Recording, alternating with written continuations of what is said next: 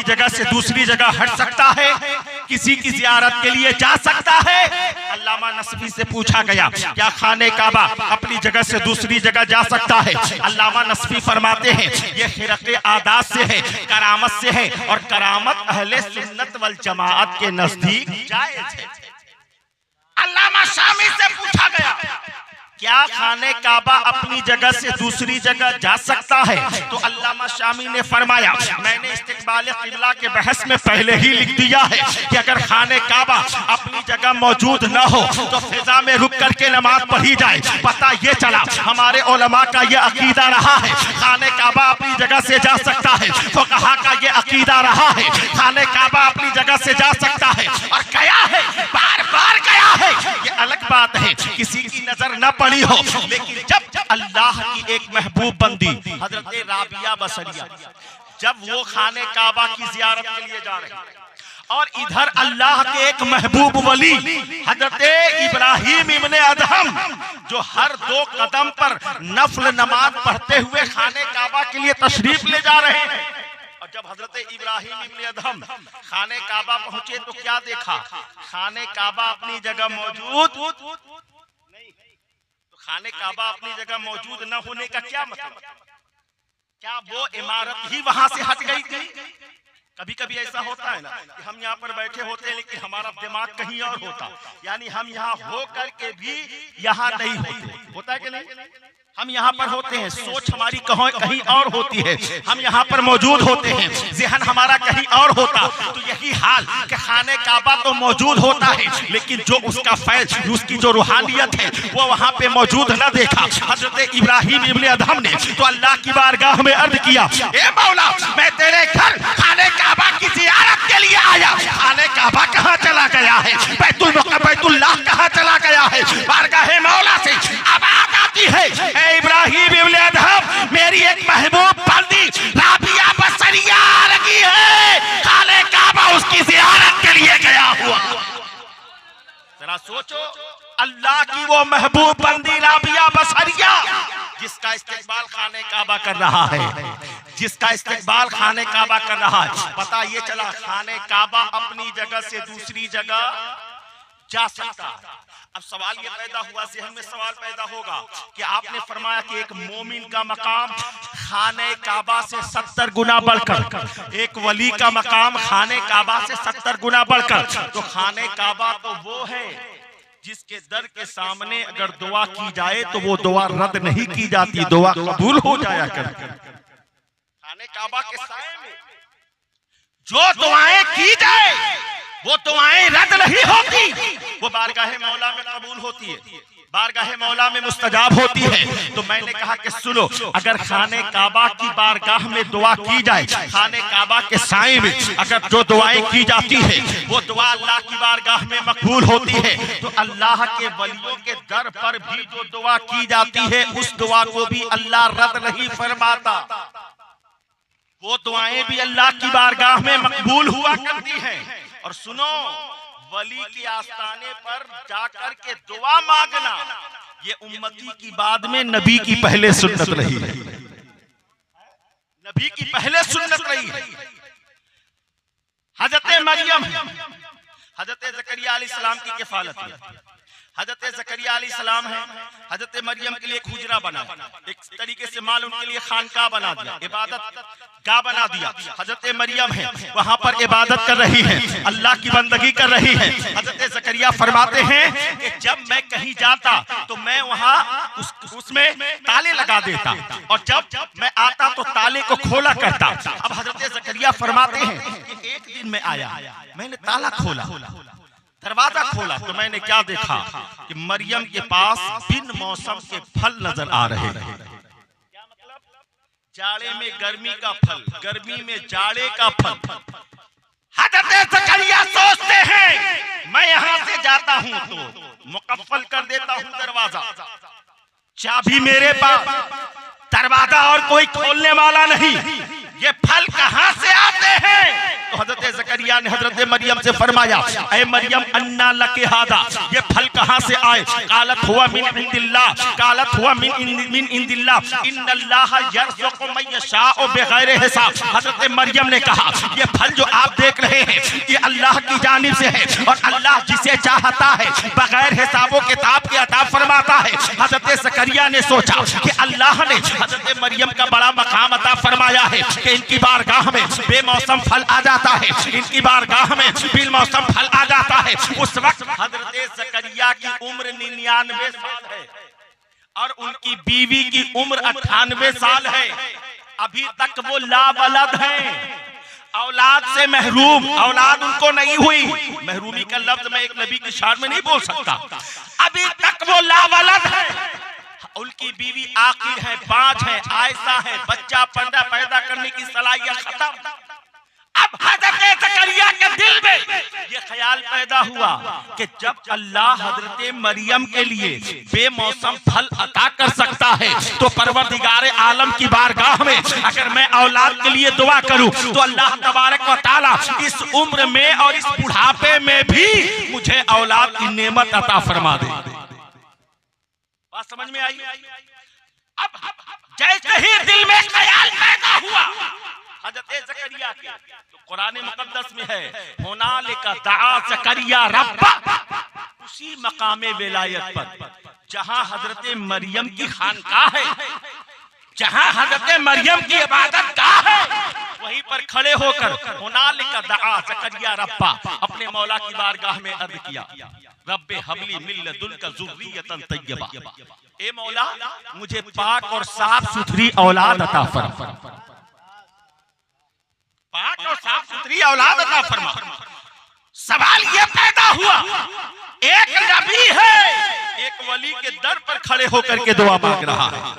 अब कोई कह सकता है यार कैसा मौलाना आया था साबरुल कादरी मुगल सराय से, एक नबी के मकाम से वली का मकाम बढ़ा दिया, एक नबी को वली के दर पर दुआ मांगने की बात। तो आप जवाब देना कि उन्होंने अपनी तरफ से नहीं कहा है, न कुछ घटाया है न कुछ बढ़ाया है, बल्कि खुदा ने जो फरमाया था उसी को बताया है। रब्बे कायनात ने कुरान मुक़द्दस में फरमाया ना, हुनालिका दआ ज़करिया रब्बा, उसी मकामे विलायत पर खड़े होकर हजरत ज़करिया दुआ करते हैं, उसी मकामे। सवाल ये पैदा हुआ कि उसी जगह क्यों खड़ा होकर के दुआ? अगर दुआ करना था तो खाने काबा चले गए होते, वहां से दुआ कर लिया होता, हतीम से दुआ मांग लिया होता, सफा मरवा से दुआ मांग लिया होता, एकले सुलेमानी से दुआ मांग लिया होता, रुकने यमानी से दुआ मांग लिया होता, रुकने इराकी से दुआ मांग लिया होता, और जहां मुक़द्दस अल्लाह की निशानियां हैं वहां से दुआ मांगा होता। एक वली के दर से दुआ मांगने की वजह क्या? सवाल पैदा हो सकता है, एक वली के दर से दुआ मांगने की वजह क्या है? इसके बहुत सारे वजूहात हो सकते हैं, लेकिन एक सबब जो हो सकता है वो मेरा नाक़िस अक्ल ये कहता है कि अल्लाह तबारक व तआला अलीम बिज़ाति सुदूर है, वो दिलों के हालात को जानने वाला है। मेरे परवरदिगार आलम को मालूम था एक जमाना ऐसा आएगा जब लोग कहेंगे कि ऐ लोगों अगर मांगना है अल्लाह से मांगना है तो किछौछा जा करके न मांगो, अल्लाह से अगर मांगना है तो अजमेर जा करके न मांगो, अल्लाह से अगर मांगना है तो देवा जा करके ना मांगो, अल्लाह से अगर मांगना है महबूब इलाही के आस्थाने से ना मांगो, अल्लाह से अगर मांगना है मखदूम माहिम के दर से ना मांगो, अल्लाह से अगर मांगना है शाह सैयद अब्दुल रज़्ज़ाक़ के दर से ना मांगो, हज़रत गाज़ी शाह के दर से ना मांगो। इससे पहले कि ये मामला बचाए अल्लाह ने एक नबी को वली के दर पर भेजकर दुआ मंगाई ताकि दुनिया जान ले कि जब एक नबी वली के दर पर जाकर दुआ मांग सकता है तो उम्मती गौसे आज़म के दर पर क्यों नहीं मांग सकता है, गरीब नवाज के आस्थाने से क्यों नहीं पुकार सकता? नारे तकबीर, नारे रिसालत, अज़मते औलिया कॉन्फ्रेंस, उलमा अहले सुन्नत। और हम अल्लाह के वलियों की बारगाह में जाते क्यों हैं? क्यों? इसलिए इन्न रहमतल्लाहि करीबुम मिनल मुहसिनीन, अल्लाह की रहमतें इन वलियों के नजदीक हुआ करती। बात समझ में आई? अल्लाह की रहमतें उन बुजुर्गों के ऊपर अल्लाह नाजिल फरमाता अपनी रहमतें। हम इसलिए जाते हैं ताकि रहमत के कुछ छींटे हम गुनहगारों को भी हासिल हो। थोड़ा सा याद करें, मिसाल के तौर पर हजरत अल्लामा मौलाना रियाजुल कादरी साहब क़िबला तशरीफ फरमा इनके लिए आपने पंखा लगाया, हवा इनको लगे, लेकिन हजरत मौलाना क़यामुद्दीन साहब बैठे, ये हमारे तशरीफ फरमा है। सवाल मैं आपसे पूछूं और आप भी अपना ज़हन लगाएं। पंखा लगाया गया अल्लामा रियाजुल कादरी के लिए, पंखा आपने लगाया अल्लामा रियाजुल कादरी के लिए, अपने पीर तरीक़त के लिए, अपने सज्जादा नशीन के लिए, लेकिन सवाल ये पैदा हुआ क्या हवा सिर्फ इन्हीं को लग रही है या फिर अगल बगल जो बैठे हैं हवा उनको भी लग रही है?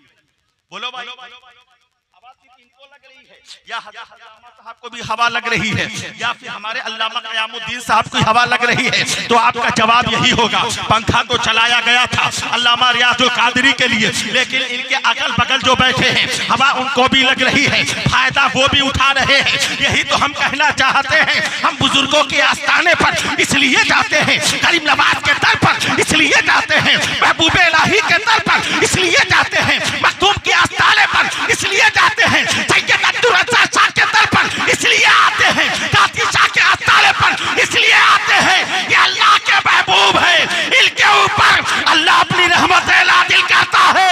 इनके करीब हो जाओ ताकि रहमत के कुछ छींटे हमें भी हासिल हो जाए।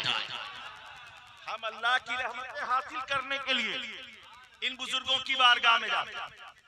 जी लग रहा है कि नहीं? हाथ उठाइए जिनका जी नहीं लग रहा है। सभी लोग जरा मोहब्बत से बोलो, हम क्यों जाते हैं अल्लाह के वलियों की बारगाह में? ताकि रहमत के कुछ छींटे। अच्छा, एक बार तो मैं गया अल्लाह के वली की बारगाह में, ख्वाजा गरीब नवाज की बारगाह में, तमसीलन में बताने के लिए एक मिसाल में देना चाहिए। गया मैं तो आप देखेंगे वहां पर अजीब अजीब दीवाने आपको मिलेंगे। एक दीवाना कह रहा है ख्वाजा 10 रुपया दे, ख्वाजा 10 रुपया दे, ख्वाजा 10 रुपया दे।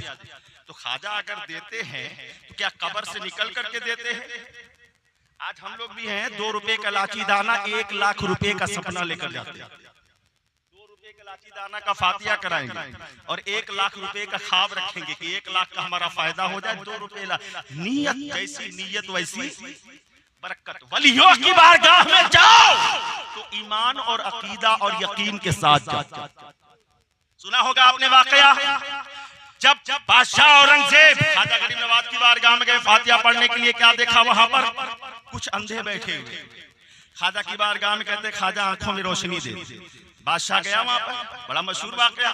बादशाह ने पूछा यहाँ पर कितने साल से ख्वाजा की बारगाह में तुम रोशनी मांग रहे हो? कहा 3 साल हो गए। कहा 3 साल हो गया। कहा 3 साल से तुम्हारे आंखों में रोशनी नहीं आई? कहा नहीं। कहा मैं जा रहा हूँ फातिहा पढ़ने, फातिहा पढ़ करके आ रहा हूँ और इसके बीच में अगर तुम्हारे आंखों की रोशनी नहीं आएगी तो मैं तुम्हें कत्ल कर दूंगा, मैं तुम्हें कत्ल कर दूंगा।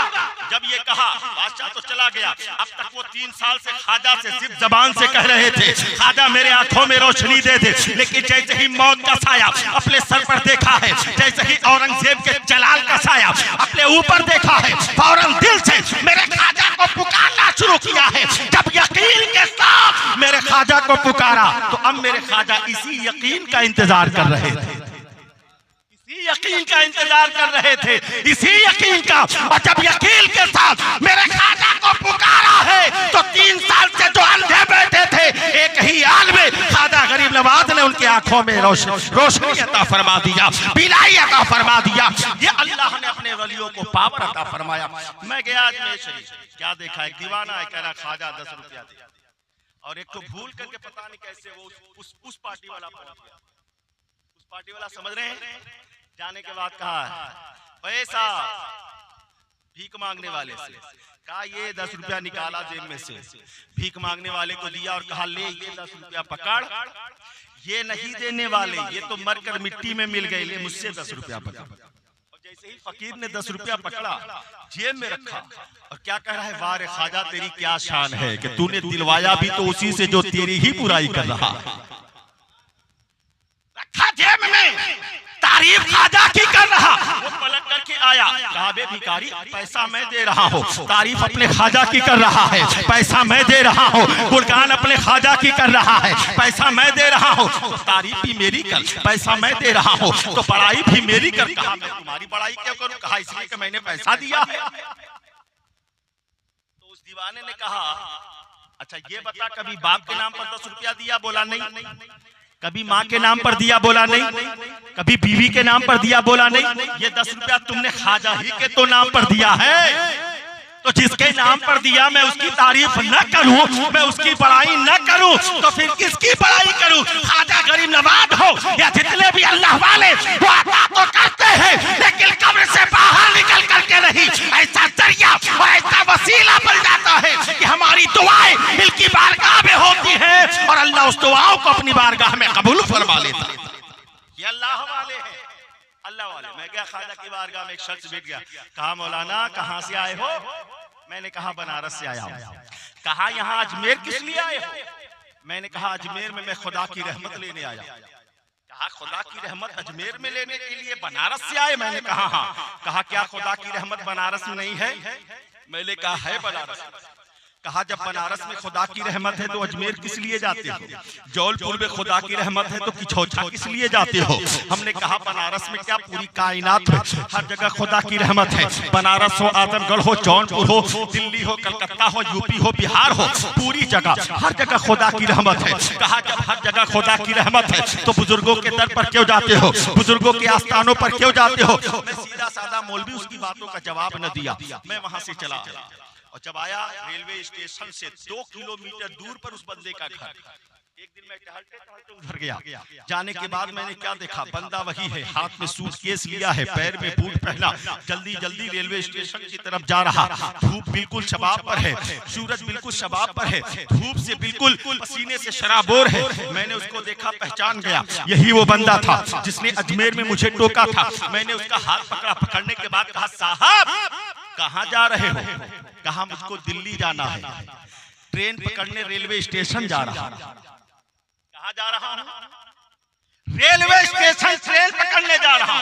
कहा कि आप उतनी दूर जाओगे 3 किलोमीटर पैदल, धूप इतनी तेज है, सूरज अपने शबाब पर है, पसीने से शराबोर हो रहे हो, पैर भी तुम्हारा दर्द करेगा, तुम यहीं पर खड़े हो जाओ। वो जो रेलवे ट्रैक जो है तुम्हारे घर के सामने से होकर के गुजरी है, दिल्ली वाली जो ट्रेन आएगी ना वो इसी रास्ते से होकर के जाएगी। और जब ट्रेन आएगी तो ट्रेन को हाथ देना, ट्रेन रुकेगी, उस पर बैठना, बैठ करके चले जाना। उसने कहा मौलाना पागल न बनाओ, ट्रेन छूट जाएगी तो फिर मैं दिल्ली नहीं जा पाऊंगा। हमने कहा छूटेगी कैसे? आएगी तो इसी रास्ते से जो तुम्हारे घर के सामने से रेलवे पटरी गई है, ट्रेन इसी रास्ते से आएगी। 2 किलोमीटर चलकर ट्रेन इसे तुम्हारे सामने से होकर के जाएगी। जब ट्रेन आएगी हाथ देना, ट्रेन रुकेगी, बैठ करके चले जाना। कहा मौलाना पागल हो गए हो? मैंने कहा मतलब आपको मालूम नहीं है गवर्नमेंट ने रेलवे लाइन हर जगह बिछाया है, लेकिन ट्रेन हर जगह नहीं पकड़ी जाती है, ट्रेन हर जगह नहीं रोकी जाती है। ट्रेन को पकड़ने के लिए रेलवे स्टेशन जाना होता है। पूरी दुनिया में जहां जहां देखो, पूरे मुल्क में हर जगह रेलवे ट्रैक बिछा हुआ है,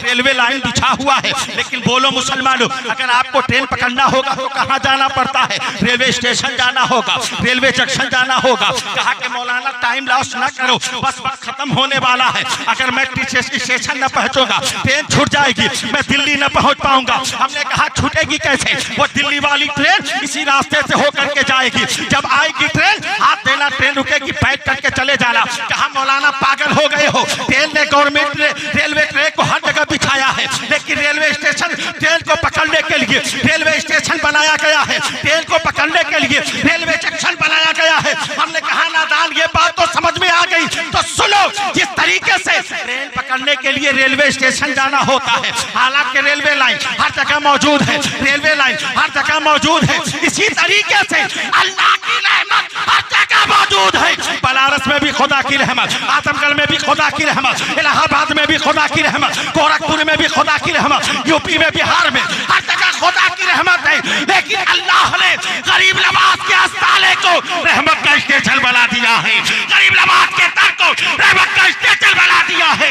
जब ट्रेन पकड़ना होता है रेलवे स्टेशन जाते हैं, और जब अल्लाह की रहमतें हासिल करनी होती है तो अल्लाह वालों के दर पे जाया कर। नारे तकबीर, नारे तकबीर, नारे रिसालत, उलमाए अहले सुन्नत, मसलके आला हजरत, फैजाने आला हजरत, उर्से मुक़द्दस, नारे तकबीर, नारे रिसालत। ये है अल्लाह वालों की शान।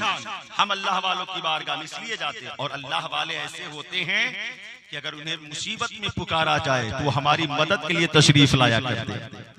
सरकार गौसे आजम फरमाते हैं कि अगर मेरा मुरीद मशरिक में हो और मैं मगरिब में रहूं, या मैं मगरिब में रहूं मशरिक में रहूं, वो मगरिब में रहे, और अगर मुसीबत के वक्त वो मुझे पुकार दे तो मैं अब्दुल कादिर उसकी मदद के लिए तशरीफ ले जा सकता हूं। शान अल्लाह ने गरीब सरकार गौसे आजम को अता फरमाया। ये अल्लाह ने गौसे आजम को मकाम अता फरमाया। अब कोई पूछेगा भाई पूरी दुनिया एक किनारे पर गौसे आजम, दूसरे छोर पर उनका कोई मुरीद है या कोई चाहने वाला, अगर पुकारेंगे तो वो वहां से यहाँ कैसे आएंगे? हमने कहा ना, जो अकल में ना आए वलियों से जो बात सादिर हो अकल में ना आए, इसी को तो करामत कहा जाता है। और इस तरीके के वाकयात और इस तरीके की करामत कुरान मुकद्दस से साबित है। जब हजरत सुलेमान अलैहिस्सलाम अल्लाह के एक पैगंबर हैं, नबी हैं, पूरी दुनिया पर उनकी हुकूमत, हवाओं पर उनकी हुकूमत। जब मुल्क सबा की वो मलिका बिल्किस जब आई हजरत सुलेमान अलैहिस्सलाम की बारगाह, थोड़ा सा ध्यान हाजिर करें। अब बस मेरी तकरीर खत्म होने वाली है, अभी चंद लम्हों में वो पहुंचने वाली है। सुलेमान अलैहिस्सलाम का दरबार लगा है। सुलेमान अलैहिस्सलाम ने फरमाया अपने दरबारियों से, तुम में है कोई जो मलिका बिल्किस के आने से पहले उसका तख्त जो यहाँ से हजारों किलोमीटर दूर उसके मुल्क सबा में है, उसे उठा करके मेरी बारगाह में हाजिर कर दे। जानते हैं उस मलिका बिल्किस का तख्त कितना बड़ा था? रिवायतें मुख्तलिफ है। एक रिवायत ये मिलती है कि 80 हाथ लंबा, 80 हाथ चौड़ा, 40 हाथ ऊंचा, जरो जवाहिरात से मुज़य्यन वो तख्त। हजरत सुलेमान अलैहिस्सलाम ने कहा कि मलिका बस चंद लम्हों में आने वाली है, तुम में से कोई है ऐसा जो उस तख्त को मलिका के आने से पहले मेरी बारगाह में हाजिर कर दे?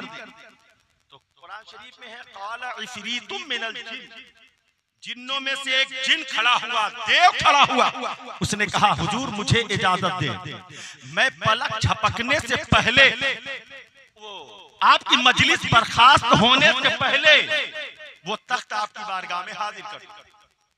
तो सुलेमान अलैहिस्सलाम ने कहा कि नहीं, वो तख्त मुझे और पहले चाहिए। तो हजरत सुलेमान अलैहिस्सलाम की उम्मत के वली हजरत आसिफ इब्ने बरखिया खड़े हुए। वो खड़े हुए और खड़े होने के बाद कहा हजरत मुझे इजाजत दे।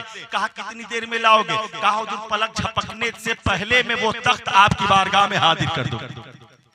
ये कहा कि पलक झपकने से पहले वो तख्त आपकी बारगाह में हाजिर कर दूंगा। ये कहा और फौरन जब देखा तो वो तख्त हजारों किलोमीटर का फासला तय करके एक सेकंड भर के अंदर हजरत सुलेमान अलैहिस्सलाम की बारगाह में वो तख्त हाजिर हो गया।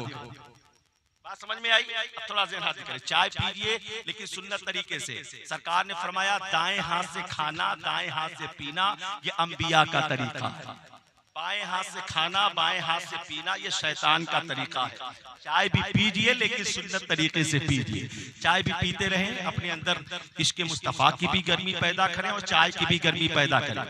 हमारे चचा जान पैर को फैला करके रखें, पैर को मोड़ कर। ये महफिल मुस्तफ़ा है, अदब के साथ तशरीफ रखें। जरा ज़हन हाजिर करें, तलब के बोलो सुभान अल्लाह।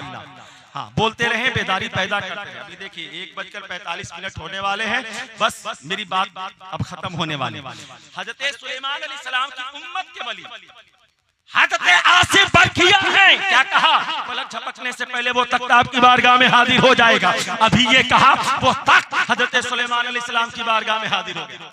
अब जरा सोचो, जब हजरत सुलेमान अलैहिस्सलाम के उम्मत के वली हजरत आसिफ बरखिया के अख्तियार और उनके पावर का ये आलम है, तो नबियों के नबी सैयदुल अंबिया मुहम्मदुर रसूलुल्लाह के औलिया में जो सबसे आला मकाम अल्लाह ने गौसे आजम को अता फरमाया है, उस अब्दुल कादिर के मकाम और उनके अख्तियार और पावर का आलम क्या होगा?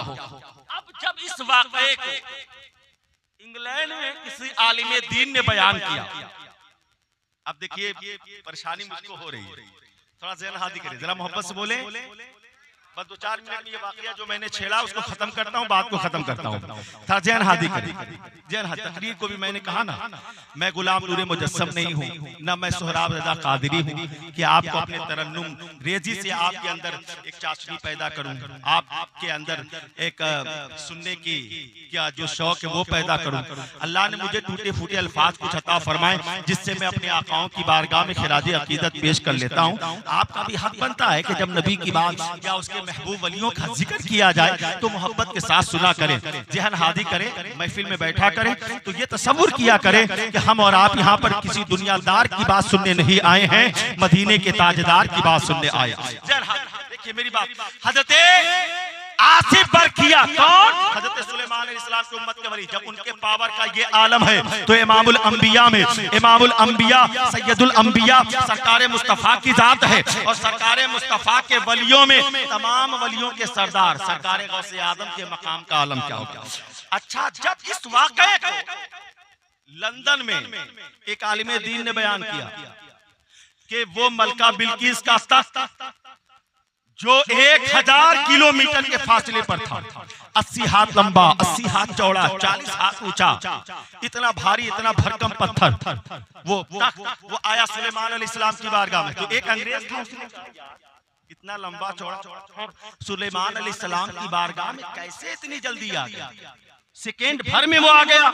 अब दिमाग लगाना शुरू किया कि अगर बाई प्लेन लाया जाता तो इतने घंटे लगते, बाई ट्रेन लाया जाता तो इतने घंटे लगते, लेकिन यहाँ 1 सेकेंड से पहले वो तक हजरत सुलेमान अलैहिस्सलाम की बारगाह में हाजिर हो गया।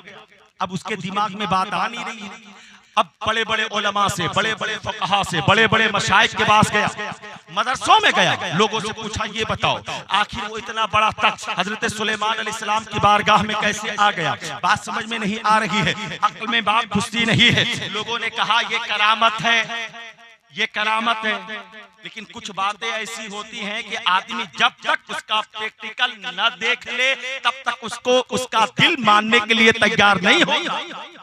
बात समझ में आई? अब उलमा ने कहा ये करामत है, ये करामत है, लेकिन उसका दिल मानने के लिए तैयार नहीं। तो कुछ लोगों ने कहा ऐसा है कि पाकिस्तान चले जाओ, वहां पर बड़े बड़े उलमा हैं, बड़े बड़े मशाइख हैं, वहां पर जाओ तुम्हारे सवाल का जवाब मिल जाएगा। तो अब इंग्लैंड से, लंदन से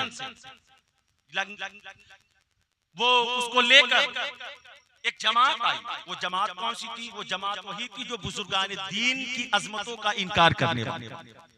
वो जमात लेकर के आई, और जब जमात लेकर पाकिस्तान आई तो कभी इस मदरसे में जाए, कभी उस मदरसे में जाए, कोई भी सवाल का जवाब उसके तशब्बी बख्श उसको जवाब नहीं मिल पा रहा। सारे लोग कहते ये करामत है, ये करामत, लेकिन उसका दिल उस चीज को मानने के लिए तैयार नहीं। लोगों ने सोचा यार चलो ये पाकिस्तान आया है, इसको सवाल का जवाब नहीं मिल रहा है, तो कम से कम पाकिस्तान ही इसको घुमा दिया जाए। पाकिस्तान के शाहराहों को घुमाया जा रहा है, पाकिस्तान के मीनारों को दिखाया जा रहा, यहाँ वहां घुमाया जा रहा, और इसी घूमते घामते एक ऐसे रास्ते से गुजर हुआ जहां पर अल्लाह के एक महबूब अली हजरत दाता गंज बख्श रहमतुल्लाह अलैह का आस्थाना मौजूद। पाकिस्तान की एक बहुत अजीम बुजुर्ग शख्सियत है हजरत दाता गंज बख्श रहमतुल्लाह। ख्वाजा गरीब नवाज इनकी बारगाह में जब हिंदुस्तान आए तो इनकी बारगाह से होकर के आए, वहां पर आपने चिल्ला भी किया। हजरत दाता गंज बख्श रहमतुल्लाह अलैह की बारगाह के जैसे ही गुजर हुआ और उनके गुंबद पर जब इस अंग्रेज की नजर पड़ी तो नजर पड़ते ही उसने कहा गाड़ी रोको, गाड़ी रोको। गाड़ी रुक गई, और जैसे ही गाड़ी रुकी तो उसने अंग्रेज ने हजरत दाता गंज बख्श रहमतुल्लाह अलैह के आस्थाने की तरफ इशारा करके पूछा ये बताओ ये क्या है, ये क्या है? अब तो वो लोग थे जो बुजुर्गों की अजमतों का इनकार करने वाले कि हम बुजुर्गों की बारगाह में जाएं तो कहें कि ये कब्र पुजवा है, हम कब्रिस्तान पे जाएं, मज़ारों पे जाएं, बोले ये कब्र पुजवा है, कहे कि अरे ये कुछ नहीं, चलो यहाँ से। कहा नहीं, हमको इसके अंदर जाना। हाँ क्यों? कहा कि हमें यहाँ से मोहब्बत की खुशबू आ रही है। जाने वाले तो वो भी थे, लेकिन खुशबू किसी और को नहीं आई, खुशबू उस अंग्रेज को आई। कहा मुझको इसके अंदर जाना है। कहा चलो भाई मेहमान है। गाड़ी रोक दी गई। वो बंदा नीचे उतरा। जैसे ही नीचे उतरा मजार के अंदर तशरीफ ले गया। मजार के अंदर हाजिर हुआ। जब अंदर गया तो क्या देखा, अंदर एक बुजुर्ग है जिन्होंने अपने हाथ में केतली पकड़ा हुआ है। एक हाथ में केतली है और उन्होंने अंग्रेज को देखा। तो अंग्रेज को देखने के बाद पूछा चाय पियोगे क्या? तो अंग्रेज तो ऐसे भी चाय के आशिक होते हैं। पूछा अंग्रेज से चाय पियोगे? अंग्रेज ने कहा यस मैं चाय पीऊंगा।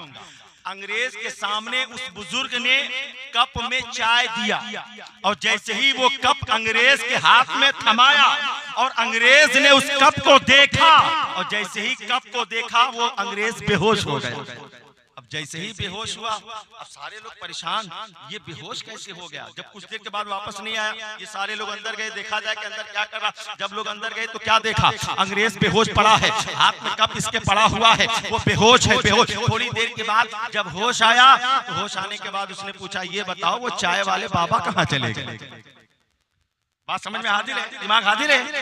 कहा चाय वाले बाबा कहाँ चले गए? कहा कौन चाय वाले बाबा? कहा एक चाय वाले बाबा थे जिन्होंने चाय दे करके हमारे सवाल का जवाब दे दिया। कहा चाय दे करके हमारे सवाल का जवाब दे दिया। कहा कौन सा सवाल? कहा वही सवाल जिसका जवाब तुम न दे सके कि वो एक लम्हे में हजारों किलोमीटर का फासला तय करके वो तख्त सुलेमान अलैहिस्सलाम की बारगाह में कैसे आया, उस सवाल का जवाब उस चाय वाले बाबा ने दे दिया। कहा वो कैसे? उसने कप को हाथ में लिया, लेने के बाद कहा ये कप देख रहे हो? कहा हाँ। कहा ये वो कप है कि यहाँ से 2000 किलोमीटर दूर हमारा मुल्क है, उस मुल्क में हमारा घर है। मैं अपने घर में बैठकर बेडरूम पे जिस बेड पर बैठकर जिस कप में मैं चाय पिया करता था, ये वही कप है। क्या फरमाया? 2000 किलोमीटर दूर अपने घर में बैठकर जिस कप में मैं चाय पिया करता था, ये वही कप है। उस बुजुर्ग ने ये कप फौरन हमारे घर से लाकर हमारे हाथों में देकर ये बता दिया कि जब तुम्हारे मुल्क से तुम्हारे पास 2000 किलोमीटर का फासला तय करके ये कप तुम्हारे पास आ सकता है, तो 1000 किलोमीटर का फासला तय करके मुल्क के सबा से वो तख्त सुलेमान अलैहिस्सलाम की बारगाह में क्यों नहीं आ सकता? जरा सोचिए, अल्लाह ने अपने वलियों को वो पावर दिया। ये अल्लाह ने अपने वलियों को मकाम अता फरमाया। इसीलिए अल्लाह ने फरमाया या अय्युहल्लज़ीना आमनुत्तकुल्लाह, ऐ ईमान वालो अल्लाह से डरो सच्चों के साथ। अल्लाह से डरो सच्चों के साथ हो जाओ। अब ये सच्चे कौन हैं? हम जिनका उर्स मना रहे हैं, हजरत अब्दुल रज़्ज़ाक शाह सच्चे हैं, हजरत खासी शाह सच्चे हैं, अल्लाह के मुक़द्दस औलिया सच्चे हैं। वक़ूलू मस्सादिकीन, इस सच्चों के साथ हो जाओ। तो अब सवाल पैदा हुआ कि अगर हम इन सच्चों के साथ रहेंगे तो हमें फायदा क्या होगा? तो सरकार की हदीस बयान करती है अलबरउ मअ मन अहब्बा, इंसान दुनिया में जिससे भी मोहब्बत करेगा उसका अंजाम उसी के साथ होगा। अब अगर दुनिया में हम गौसे आजम से मोहब्बत करेंगे, गरीब नवाज से मोहब्बत करेंगे, मखदूम सिमला से मोहब्बत करेंगे, अब्दुल रज़्ज़ाक शाह से मोहब्बत करेंगे, हज़रत शाह खासी शाह रहमतुल्लाह अलैह से मोहब्बत करेंगे, हमारा ईमान ये बोलता है ये आगे आगे जन्नत में जाएंगे। इनसे मोहब्बत की बुनियाद पर क़यामत के दिन हम गुनहगार भी इनके दामन को पकड़कर जन्नत में दाखिल हो जाएंगे। बस यही होना चाहिए कि अगर आप सच्चे हैं तो हकीकत में इनके साथ सच्चे होने का दावा कर रहे हैं तो सच्चा हो करके भी दुनिया वालों को दिखाएं। ये नहीं कि हम सच्चा होने की बात भी करते हैं, नमाज रोजा से कोई मतलब नहीं, मोहब्बत रसूल की बात भी करते हैं, इश्क मुस्तफ़ा हमारे अंदर हमारे सीने में मौजूद नहीं है, हम जबान से बस यूं ही दावा करते हैं हम हुजूर के गुलाम हैं, हम हुजूर के हज़रात, हम लाख मर्तबा कहें हम हुजूर के गुलाम हैं, कोई कमाल नहीं। अल्लामा रियाद बोले हम नबी के गुलाम हैं, कोई कमाल नहीं। अल्लामा क़यामुद्दीन बोले हम नबी के गुलाम हैं, कोई कमाल नहीं। जनाब सोहराब कादरी बोले हम नबी के गुलाम हैं, कोई कमाल नहीं। आप बोलो हम नबी के गुलाम हैं, कोई कमाल नहीं। कमाल इसमें नहीं है कि हम कहें नबी के गुलाम हैं, कमाल तो तब है जब नबी कह दे ये मेरा गुलाम है। कमाल तो तब है जब मुस्तफ़ा कह दे ये मेरा गुलाम है। तो मुस्तफ़ा किसे कहेंगे मेरा गुलाम? जो मुस्तफ़ा वाला काम करेगा, जो मुस्तफ़ा की सुन्नतों को अपनाएगा, जो सरकार की सीरत को अपनाएगा। मैं इन्हीं चंद जुमलों के साथ अपनी बातों को खत्म करता हूँ। आखिर दवाना अनिल हम्दुलिल्लाहि रब्बिल आलमीन। अस्सलामु अलैकुम व रहमतुल्लाहि व बरकातुहू।